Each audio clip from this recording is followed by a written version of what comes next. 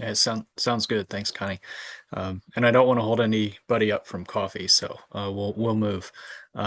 Thanks everybody for the time. We're reporting today on the local tie survey group, and you can go right to the next slide, Connie. I'll skip right to it. My name's Ryan Hippenstiel from NOAA NGS, co-chair of the group.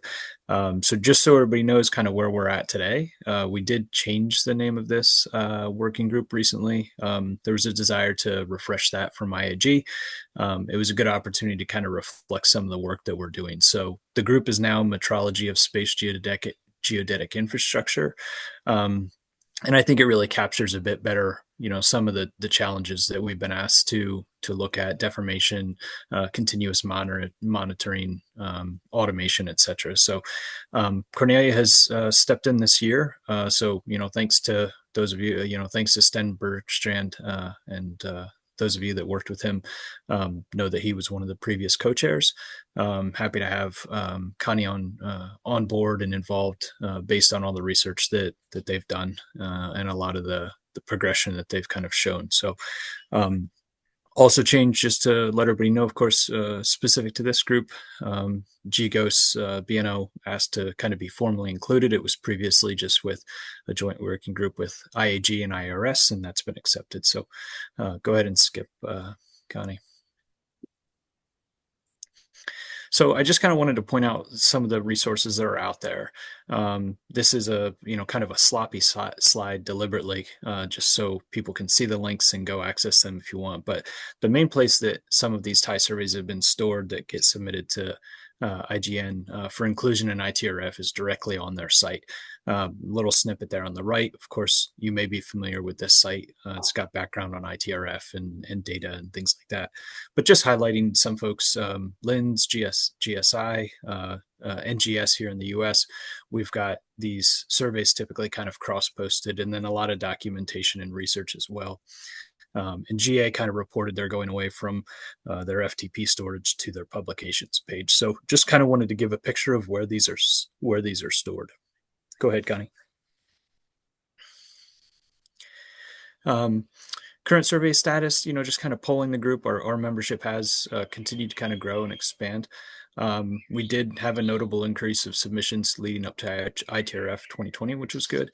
And most members are trying to survey depending on, budget and equipment, personnel constraints every 1 to 4 years.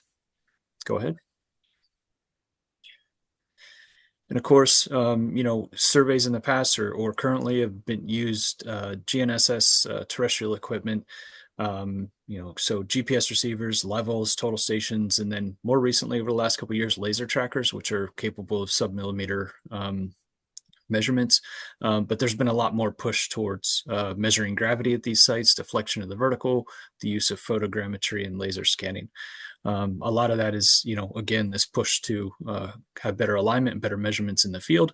So we're kind of trying to match that with personnel and protocols and equipment that we use on the ground. So some of the biggest topics right now are deformation and automation, to continue to push the research. So I'm going to stop there and pass it over to Connie to talk about way more interesting technical work on that front. Yeah, thank you, Ryan. I'd like to give a short overview of the current status of two different systems which are able to automatically do the survey for a local tie, or let's be more precise, to the measurements for determination of the reference point of a telescope, for example, SLR or VLBI telescopes. If you're searching the literature, you find two different systems. One's from IGN, and the other one is from Frankfurt University.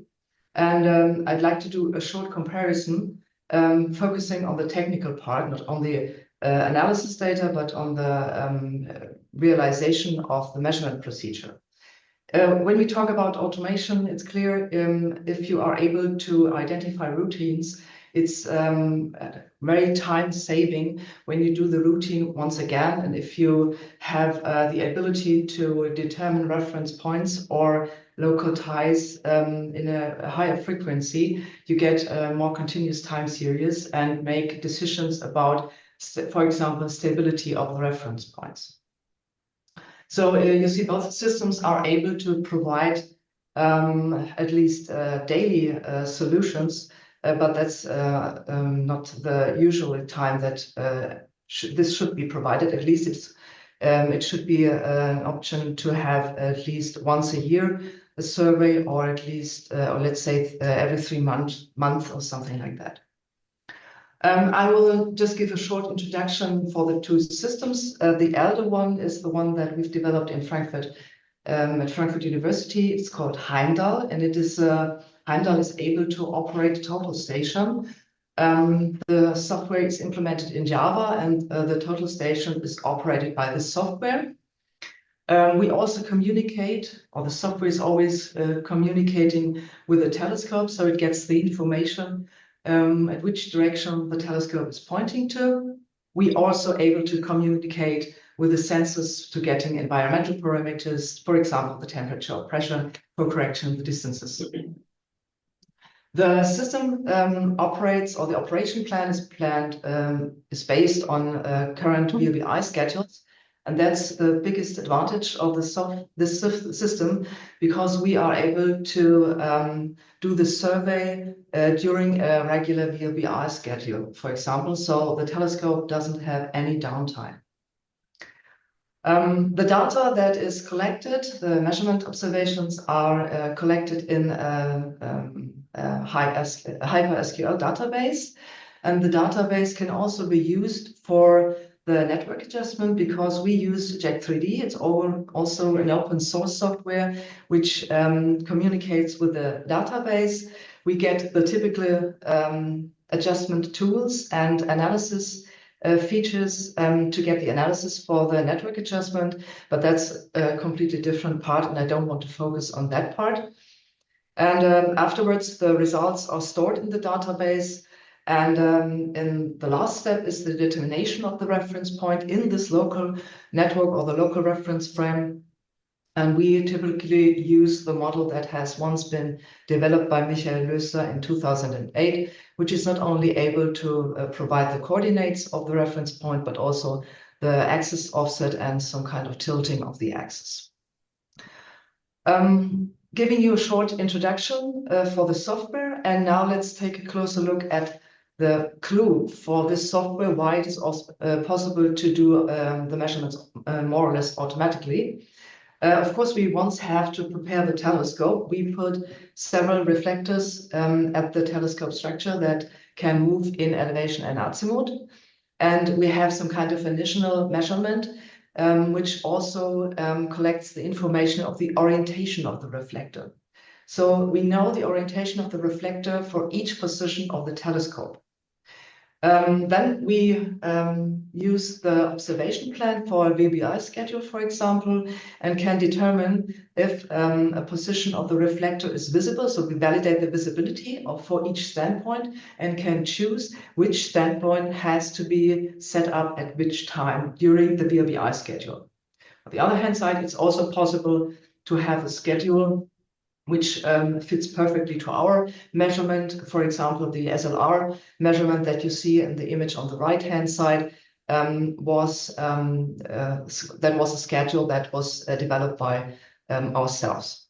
We also are able, with the software, to take into account the angle of incidence, because if you're using a glass body prism, you have some displacement during the measurements, and this can be automatically corrected by the software.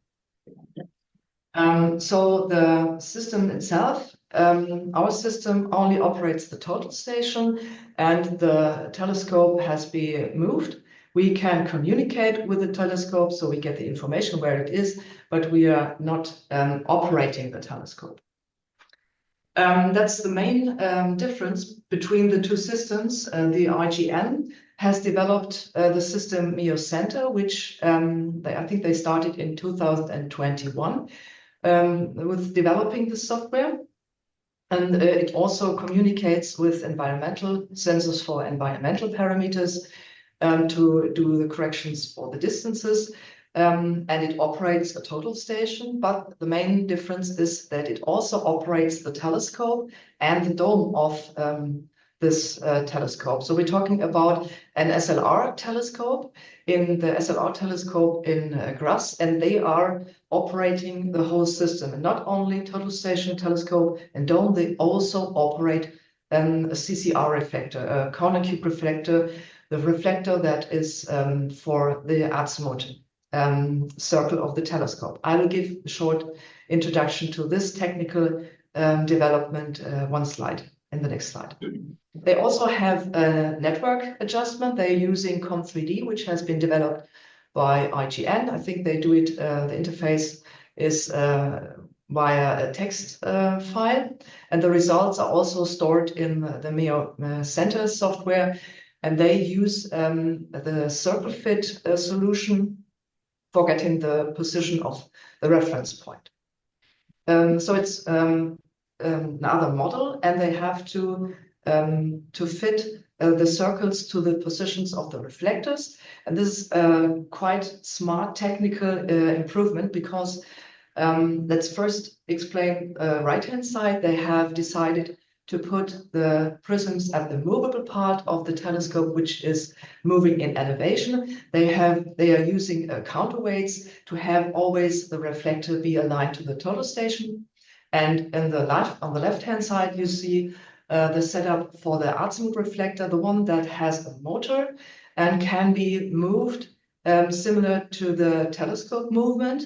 So the telescope is moving in azimuth, and the reflector is again realigned to the total station. So they are able to measure a larger area of the telescope and the reflector from one single standpoint, which is quite smart, this solution.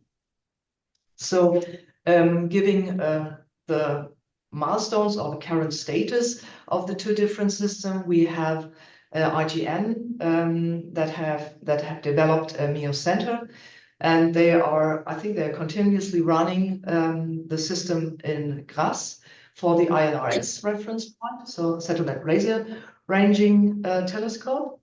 And I think they have set it up in 2021, and at least try to get information for continuously measurements, and they try at least to provide the local time once in a year.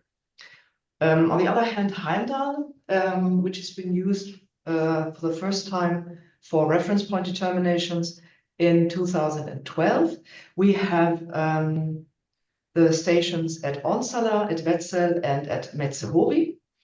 Usually we visit Onsala and have the system with us, so it's not a permanently installation, but it can be easily set up, and we use it for the automatic reference point measurements and determinations in 2012 and 2014 during Con14. So it was a run during a regular VLBI schedule, and you've already seen the results on the first slide, on my first slide, when we did surveys all day and calculated reference points with a daily solution.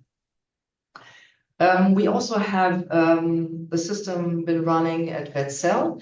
I think we started in 2014, and since 2015, Wetzel is using it, I think, continuously. I don't think they are really able to provide every year solutions, but they, at least for the whole local time, they have many telescopes. They have 3 different telescopes, 2 for VLBI and 2 different, one for SLR. So they do surveys, I think, the whole year, during the whole year, but only providing it once a year, or at least every 2 years, the local time. From our experience, just to mention also the limits of automation. It's always interesting to see how far automation is able to make life easier for the surveyors, but nevertheless, it's always necessary to have a human intervention. At least you want to check the results. It's to validate immediate results, for example, check the network adjustment or things like that. But you always have to have a person at site, because the network and the telescope has to be prepared and needs some kind of a maintenance during the measurements. And one other thing that we found out, and which can't be automized, we also have a master thesis running in 2014, which analyzed the results if you only use one standpoint for the reference point determination. So it's easy to do automation from one standpoint. But if you use only one standpoint for the determination, you have the risk to get biased results. So it's always necessary to enclose the reference point by different standpoints, at least two, better 3 or 4 different standpoints. And if you analyze these data, you get more reliable and more accurate results. And what we found out, you can get biased if you only use one standpoint of about 1 millimeter. So that wouldn't reach the goal of GGOS. And this is the part that can't be automized because you have to set up the total station at the different standpoints. Unless you have enough total stations. Of course, if you have 4, 5, 6 total stations that can be set up permanently, that is the only way to automate that procedure too. So short introduction for automation. And yeah, please feel free to ask questions right now.